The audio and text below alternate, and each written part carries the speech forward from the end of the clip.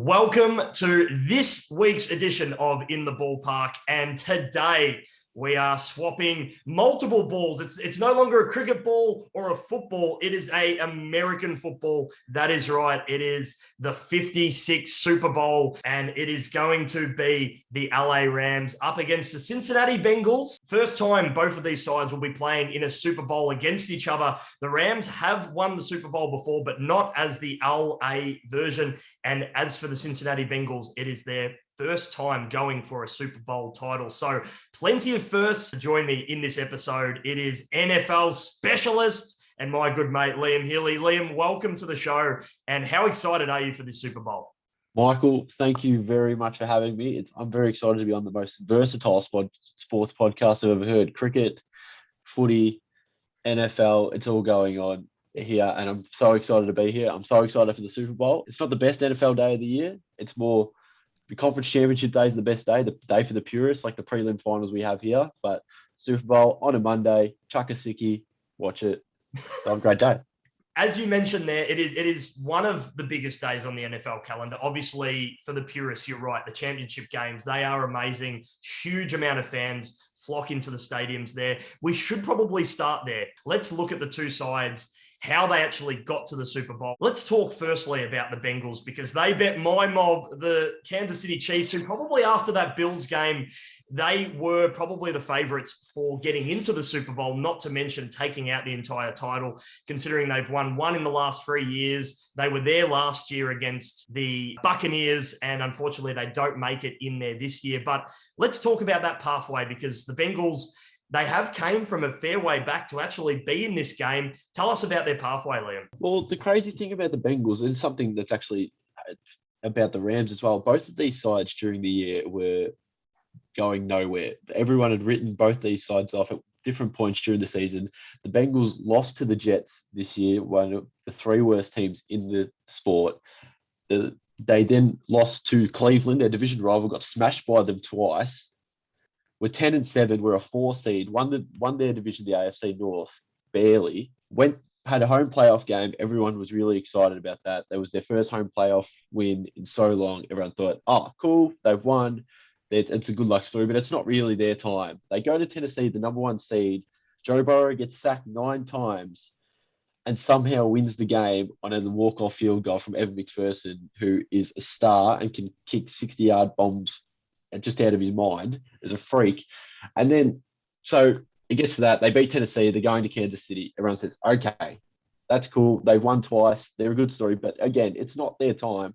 Down by 20 points to the previous champions of the AFC in Kansas City, and then they win. So there's sort of this sort of magical sort of, they shouldn't be here really, but they are. And then because they shouldn't be here, why shouldn't they just go all the way and win it now? It's a really good point you make, Liam. Obviously, the Chiefs made some pretty crazy blunders in that game. We won't get into all the specifics, but, not taking that field goal before halftime, very strange sort of tactic, thinking start the ball in the second half, we might get a touchdown. And then the Chiefs draw that game. They win the toss again, like they did against the Bills, and then they don't score that touchdown. They've had to change up a few things to get to where they are now. And Joe Burrow, of course, we'll talk a little bit more about him, the Bengals quarterback, but 51 sacks taken, the most of any quarterback. And yet here we are. They're playing away from home, obviously against the LA Rams, but they give themselves every chance. And let's talk about the LA Rams as well. Probably a bit of a stronger season and end up in the Super Bowl at home, which is incredible that it's happening for the second time in a row. Tell us a little bit about their season, Liam, and how they got to the Super Bowl. The Rams season almost started last January after they got knocked out of the playoffs by Green Bay last year. They trade their former number 1 pick quarterback, Jared Goff, who they gave a 4-year contract to with way too much money than you can even talk about at the end of the 2018 season in 2019. Trade him for Matthew Stafford, a 33-year-old quarterback who was also a number 1 pick back in 2009, was playing in the doldrums of Detroit, the most downtrodden franchise in maybe American sports, putting up great numbers there for 12 years. And then they say, why don't we go get him? Matt Stafford, Sean McVay, the coach of the LA Rams, in Cabo together, sitting in a hot tub, say, why don't we just make this deal happen? Matt Stafford comes there, has an awesome season. The Rams also had the stretch where they lost 3 in a row and Stafford was throwing picks every week. And so everyone said, why would you do this? They gave away 2 first-round picks for him. In the NFL, first-round picks are gold. They are capital. You do not give those away. People saying, oh, they've screwed this up completely. They've gone all the way for it, and they've absolutely blown up in their face. They lost to San Francisco 6 times in a row, their division rival, then down by 10 in a conference championship game against San Francisco, a team they can't beat, and then they come back and beat them. Like we talked about the Bengals with the Rams, it's just this weird sort of like energy with both of these teams. They're so different as well. The Rams are stars. They're literally Hollywood. They have maybe the best defensive player of this millennium, Aaron Donald. They have Matt Stafford, who is a star quarterback. Cooper Kupp, who won Offensive Player of the Year, led the league in receiving yards, receiving touchdowns, and catches. That doesn't happen, ever. Nearly set the record for all-time yards in a season, which is just crazy. That shouldn't happen. And then they sign Odell Beckham Jr. Odell Beckham Jr. comes. Everyone knows. People who don't know the NFL know Odell Beckham Jr. He's the funny hair, the dancing, the antics. But he comes there. Everyone's written him off. He's a 30-year-old. He got cut by Cleveland, and they say, oh, what's he going to do? And now he's an integral part of this team and had 100 yards plus in the conference championship game and helped get that team here. So there's all these storylines sort of working together for both teams. That's what we love on the eve of a big final, of a big Super Bowl. We love these stories. These are the lineups that we look forward to. And it's worth mentioning as well, Liam, that these are 2 pretty young coaches, both coaching for the first time in a Super Bowl. And with their combined experience, they are the youngest coaches ever to be in a Super Bowl final. So again, those crazy energies that you speak of, it sets up for a really exciting Super Bowl and hopefully one that we will see some firsts and we will hopefully see a really good game. But Liam, if you had to pick, what are some of your most exciting matchups? Some of these great players who both sides took punts on to get, and they're paying dividends. What are some of the matchups here that you're most excited about? Well, probably the main matchup is sort of 2 chances that both franchises took that maybe a lot of people thought they shouldn't have done, and now they're going to go up against each other. That's Jalen Ramsey from LA, who is a cornerback, no doubt the best cornerback in the league, everyone's favorite. 2 years ago, the Rams traded more first-round picks to get Jalen Ramsey, who was unhappy in Jacksonville, wanted out, traded for him, gave him the money, and he came over. And on the Bengals side is Jamar Chase, who is his first season in the league, is already a top 5 receiver in the league, played with Joe Burrow at LSU. Last year's draft, Cincinnati's offensive line was terrible, still is terrible. Everyone said Cincinnati, they have to draft this elite left tackle that's coming out, Penei Sewell. And that's the consensus. Oh, of course, they need to fix their offensive line. They don't really need a receiver that badly. But no, they draft Jamar Chase, who played with Joe Burrow, and then he comes in and sets the league on fire. Their connection is crazy. They look at each other and they know what's happening. You don't have to signal anything. They have just there's this sort of thing between quarterbacks and receivers that get along with each other, sort of know what anyone's going to do before they even do it. It's a special thing. And Jalen Ramsey versus Jamar Chase is probably maybe the most key matchup. If Jamar Chase goes off, the Bengals will win, because the Bengals can win by throwing the ball downfield. That's what they've done all year. Joe Burrow led the league in throws over 20-plus yards, had one of the most touchdowns this year. He also threw one of the most interceptions in the year because of the way they play. They like to throw the ball down the field. They run it a lot on first down, but mainly Jamar Chase versus Jalen Ramsey. The winner of that battle will go a long way to deciding. I'd be stunned if whoever won that battle lost the game. Absolutely going to be a crucial battle. And we should talk about the home factor, because obviously it was a big factor last year with the Buccaneers getting a home Super Bowl.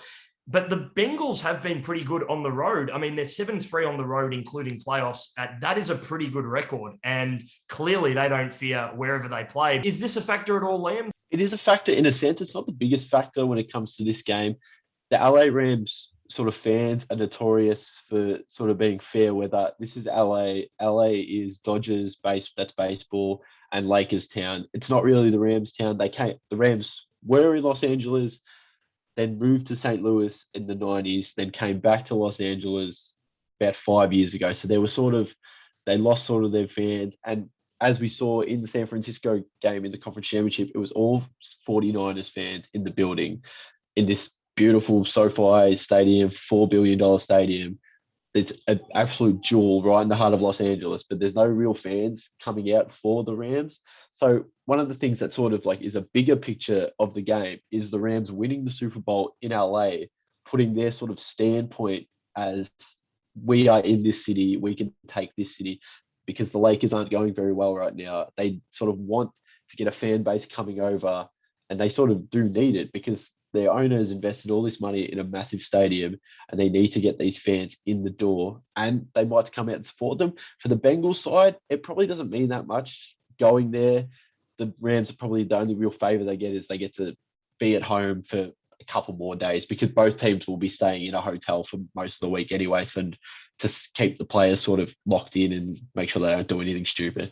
So yeah, it's a little bit of a factor. It's not the biggest factor in the world. So, Liam, another important aspect of this Super Bowl episode is we spoke to the highly talented punter from the Aggies. That's right, the A&M Texas team who is playing in the College Football League, Nik Constantinou. And we sat down with him earlier this week to chat all things college football and, of course, got his predictions for the Super Bowl. How good was this interview that we got with him?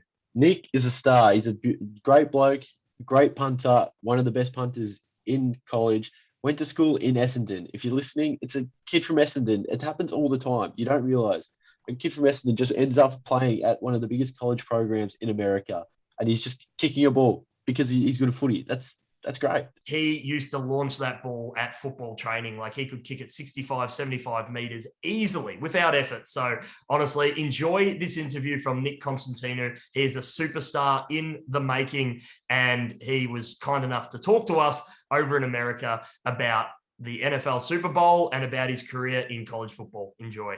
All right. Welcome back to In the Ballpark today. And with us, we have a very special guest on the eve of the NFL Super Bowl. Our special guest today on In the Ballpark was launching 65 to 75 meter bombs at football training back in high school effortlessly. And now he's fittingly the Texas A&M Aggies punter at college football level. He played in all 12 games in the 2021-2022 season, led the SEC, and was the top 10 nationally for punting, averaging 46.61 yards, if you don't mind, per punt. And he launched a career-long 64-yard punt at Colorado, which by all reports, it nearly landed in the Grand Canyon. That's how good this bloke is. Nik Constantinou, welcome to the show, and thank you for joining us all the way from sunny United States. No, of course. Thanks for having me, guys. By judging on the appearance here, it must be pretty cold over there in Texas at the moment. Look, I tell you what, I've never seen snow in my life until I came to Texas, which is not what's meant to happen. So this time last year, we had a massive snowstorm, and it wiped us out for about a week. And all these Texans just went nuts because they've never seen snow in their lives. And then literally today, so it was about 22 degrees Celsius, yesterday, and then today out of nowhere, it just starts snowing. So I mean, I don't know how to put it to you, but it's pretty chilly this morning, so I'm just trying to rug up and stay warm, It's a very, very smart option, Nik. And obviously, being from Melbourne, you can expect the unexpected. So it's probably a good thing you're going from Melbourne to Texas. But wow, that is crazy. 22 degrees Celsius and then all of a sudden snow. That is crazy. Now, Nik, first and foremost, for all of the fans out there who may not know much about you, give us a little bit of a background in your college level, but also what made you get into punting and what made you so passionate about the game of American football? Yeah, so pretty much I knew nothing about college football or American football, little to none at all. And then my good friend and teacher, Michael Gallis, he heard about Pro Kick Australia, and then he told my dad about it, my parents about it, and he said, Nik should give it a shot. He's got a big leg. You should just, go give it a crack pretty much. And then, cut long story short, I went for an assessment, and then John Smith and Nathan Chapman from Pro Kick pretty much told me, I should stick with it. It would be a good career decision. So I'm like, I'll get back to you. At that time, I had exams at RMIT that I was doing. So then after the exams, I'm like, look, I've got nothing to lose. It all sounds better than playing local footy back at home. So, and then after that, a few months later, A&M offered a scholarship for me to come up, and, I took it, come play footy here and study. So best decision so far in my life, to be honest. You spoke about Pro Kick, they've obviously had a lot of success with guys like yourself and a lot of Aussie punters going over, some guys getting into the NFL. What do you think they do specifically that makes them really successful and helps out the people they work with? Well, especially in the college level, you can do a lot. You can do a lot of different style of kicks that can benefit your team. Whereas, in the NFL, you're very restricted with the rules that they have in there. We still have a lot of success with, we've got like, I think 7 guys in the NFL that are from pro kicks. So we're still, tapping into the market like that. But pretty much the fact that we're born growing up, kicking the ball a lot, whether it's with soccer and then, Aussie rules. So we're used to that motion. So comes pretty naturally to us. Whereas most of the guys up here, they're used to throwing a lot, with baseball and all that. So I guess we just have that natural advantage from the start where we can just tweak, little skills here and there, which can just strive forward from that. How hard was it for you to adjust to, as a punter, you've got to kick off 1.5 steps and get it away as quick as possible? How was that hard for you to do? For the first, month or two, just getting used to that different style is a bit difficult and challenging, and you have to take what your style of kicking is, break it all down, and rearrange it a lot, to be honest. But once you get used to it, it's not too bad. But yeah, as you said, it's definitely a very unique kick that we do, because by the time we catch a snap until we have to kick it, if it's above 2 seconds, you're probably going to get blocked. So we have that split second where you need to align, you get the technique right, catch a snap, and then get it off as quick as possible within the first couple of steps. Otherwise, some trouble can happen. So it does take a little bit of time, but once you get used to it, it's like second nature. Tell us a little bit how different college sport is, because the whole college sports system is so much bigger than really what Australia has. How have you sort of acclimatized or adapted to that? It's hard to really put into words, but the best way you can put it is college football, and pretty much most college sports, but specifically college football, it's much bigger than the NFL, and it's much bigger than AFL, much bigger than any type of sport you can play, just because we get at least 80,000 people minimum every single game that we play at home. So, the Alabama game, we had 110,000 in the stadium, all filled up, and it's just the atmosphere and the environment you're in. You can't replicate it anywhere else. The whole, like, when it comes down to, game week, we all go as a team. We stay at hotels for the week, and then we'll go somewhere, eat, go to the hotel, watch movies, do all that. It's all just a massive team bonding session that you have, and you get to really get close to all these guys. And then, come game day, it's just the huge environment. Everyone just embraces it, and all the college students, even old fellas that are, coming down to town, they love and breathe the game. As a specialist, you don't really want to get that crowd noise, in your head too much, because it can screw you up. So you try and focus on the task at hand. But I think I've adjusted to it really well, and hopefully continue to get better at that. But it's just, it's unbelievable. It's one of those things where you just have to watch, and if you can hopefully come to a game in person, then you get to really, understand what it's all about. College football season finished a month ago. Georgia, a team in your conference, winning the whole championship. Off season now, what are you guys doing specifically as a team to get better, to sort of get around the level of Georgia, Alabama, those guys in the top 4? Yeah, it's just all about, the first part of it's all about recruiting. So, Coach Fisher and the recruiting staff, we just signed the number 1 recruiting class in history, so we can get all them good guys back in here. We can get the right training for them and all that, and then pretty much phase out our whole year. It starts from January, and then we go through different phases of training. So now we call it fourth quarter training or fourth quarter workouts, which is a month of pretty much hell month, where they just take us through different mat drills and all that, and develop us before we start spring ball. And spring ball will start in the next month, I think March 8th, around there. And then we go through spring, and then we have that break, and then we have the summer workouts, which is another period, another month, where it's just, really just high intensity, high voluminous training and all that. And then we get into the fall camp, and then the season starts. So it's just a lot of periodization throughout the whole year. And then if your mental state's locked in, ready to go, then that's how you get to that next level. So as a punter, your obviously primary role is to kick a ball, but obviously we know in the game, punters can also throw on fake plays, run the ball.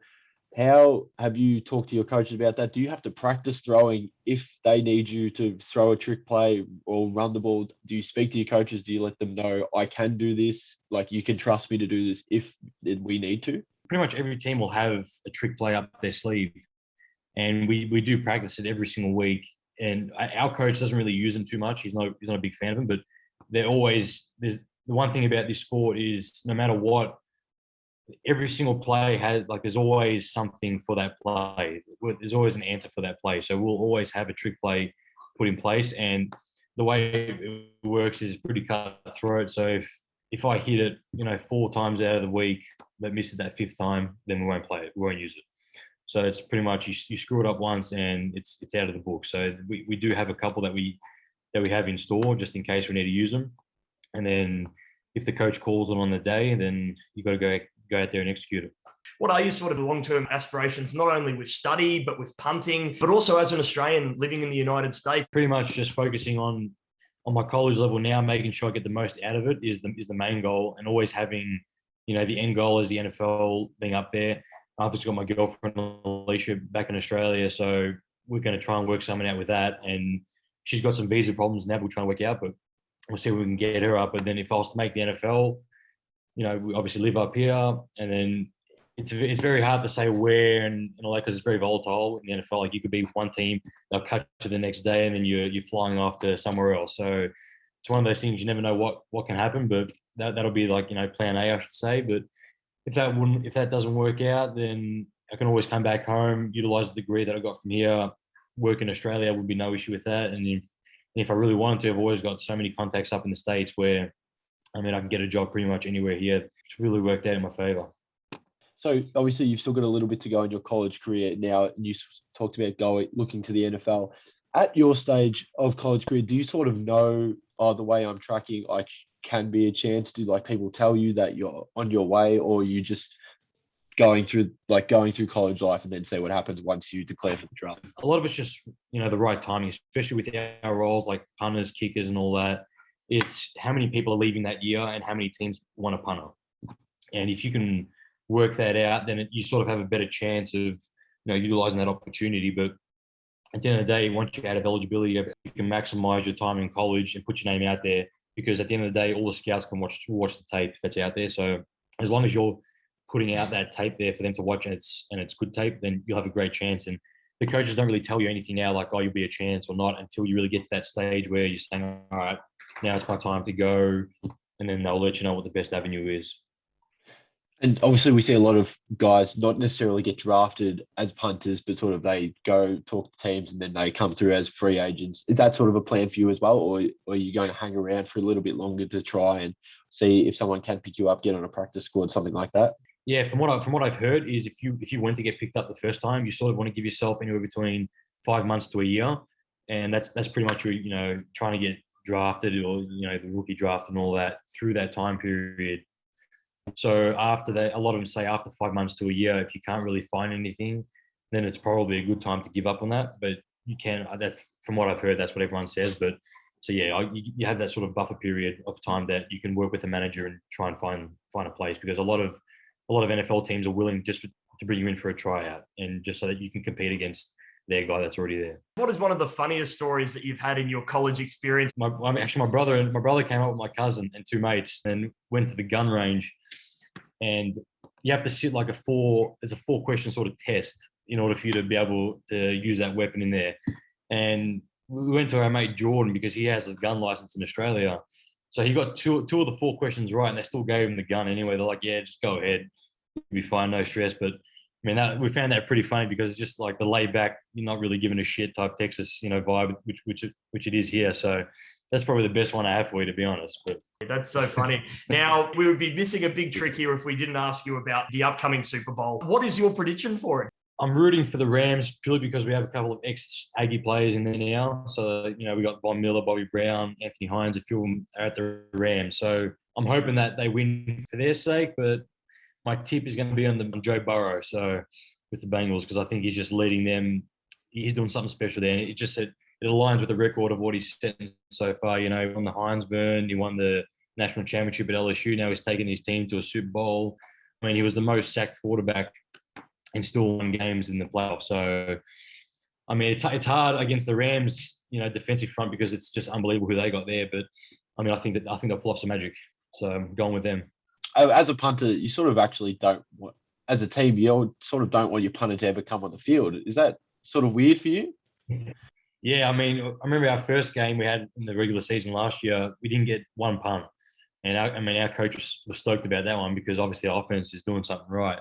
So, you want to try and minimize that as much as possible, I guess. But when it's your time to go out there and help the defense out, you want to pit them as deep, as far back as possible. So it is a bit awkward knowing that, no one really wants you to go out, but when you are out, they're expecting big things from you. So, yeah. Well, Nik, it has been an absolute joy and a privilege to be able to talk to you all the way from the United States.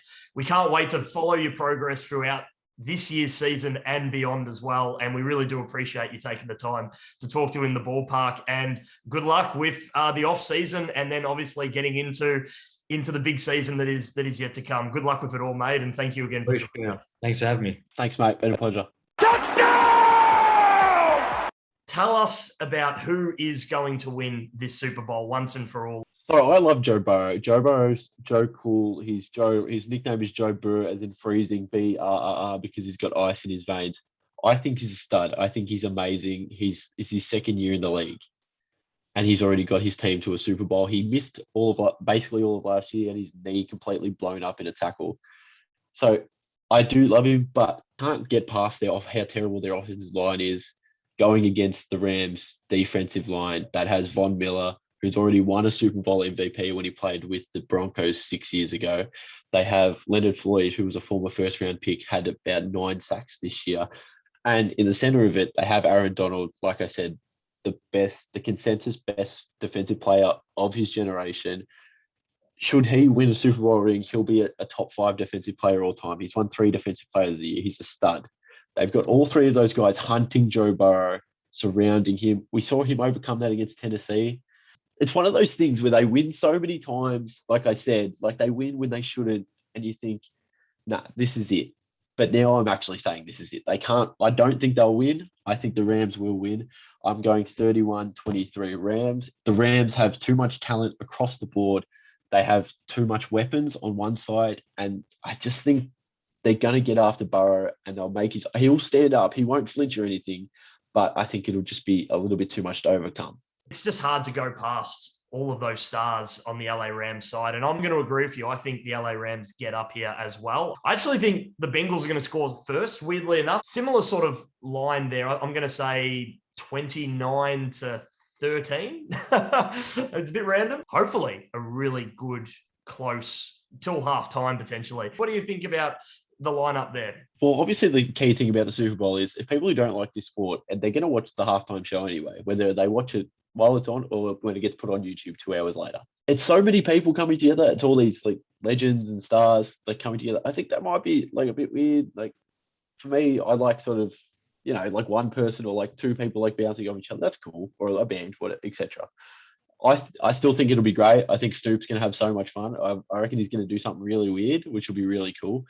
I'm more excited. Who do you think they're going to... A lot of people are asking, who do you think they're going to show first? Who do you think is going to be the first one to sing? That's what I want to know from you. I actually think it's going to be Tupac's hologram. That might get the ball first, weirdly enough. Might just pop out of nowhere and do some singing somewhere on the field there. Your pick for the national anthem, are they going to drag it out this year, Liam? It's going to be dragged out because it's LA, it's Hollywood. You're singing the national anthem in LA. Show off a bit. Oh. Just hold that last note for a little bit more. Make us wait a bit. Get us on the edge of our seats. I really enjoyed Lady Gaga a couple of years ago where she really did her own rendition of the national anthem, and you just thought, wow, this lady is going to get a couple of film contracts for doing this. It eventuated. So sometimes a little bit of the razzle-dazzle does seem to help their careers. So hopefully they didn't hire Fergie after what she did at the NBA All-Star game a few years ago. Hopefully they didn't get her. I'm not sure who they got, but hopefully they didn't get her. No, you're absolutely right. You're absolutely right. And of course, they can't get Meatloaf at that Super Bowl for obvious reasons. Rest in peace, Meatloaf, but no issues there at all. Liam, if you had to predict anything bizarre happening, if there's going to be a headline that comes out of this Super Bowl that's just a little bit left field, what do you think that's a little bit bizarre that's going to happen at the Super Bowl this year if you had to predict it? I would go with ticketing malfunctions at the door, people struggling to get in really late. That's what I would go with. Potentially that could happen. I think something weird's going to happen with pyrotechnics. They might let off a firework or something or too much smoke. And when the kickoff happens, there is going to be quite a bit of smoke. It's going to be hard to see the ball in the first couple of minutes. That's what I'm going to say. I saw this week that the cheapest ticket people could get was about $5,000 American. That was up in the nosebleeds. So for everyone going, if they're listening, I hope you get it. Yeah, oh, big time. I really do, particularly if you're paying that money. I would hate to think what it is, sort of middle tier to right at the front of the ground. I think that would be ridiculous. We always love the commercials. There's usually like a compilation that comes out straight after, or there's like a top 10 list of something like the best ones. Like you'll see something weird. I'd be stunned if we didn't see Shaquille O'Neal. That's what I'm tipping. He's everywhere. He puts his face on anything, so he'll be on there. There'll be a movie star. There might even be another rendition of that Danny McBride one they did last year, the fake Australia ad. All I can say is there's going to be a lot of American food going all around Melbourne because there are a lot of NFL fans here. And even if you don't support the NFL, definitely get behind the Super Bowl. If you don't watch the NFL, maybe you know a little tiny bit about it. A lot of people are working from home still. Put it on. Sit there at your desk, there's a TV next to you, just chuck it on. Maybe you'll fall in love with a player, a team, and then you'll fall in love with the NFL. I don't know how I fell in love with the NFL. I just started watching it when I had days off uni, and it's amazing. Yeah, and you're absolutely right about that, Liam, as well. For Australian natives, obviously, we grow up watching all sorts of Australian sports, but the NFL, certainly it's a little bit difficult to get your head around first because there is a lot of over-correcting, over-umpiring, flags on the ground. There's things that may not make a lot of sense, but definitely get into it because it is a sport that really does get exciting, particularly when you see games like the Chiefs-Bill game. Games like that, if you have an appreciation for the sport, if you can understand the sport to some extent, games like that are just some of the best you'll see. So hopefully, we're praying we get a Super Bowl like that as well, Liam. Thanks for joining us today on In the Ballpark. Thank you, Michael. What a pleasure it's been to be here. Enjoy the game, everyone, tomorrow. Maybe you'll fall in love with the game like I have. Fall in love with Joe Burrow. You should.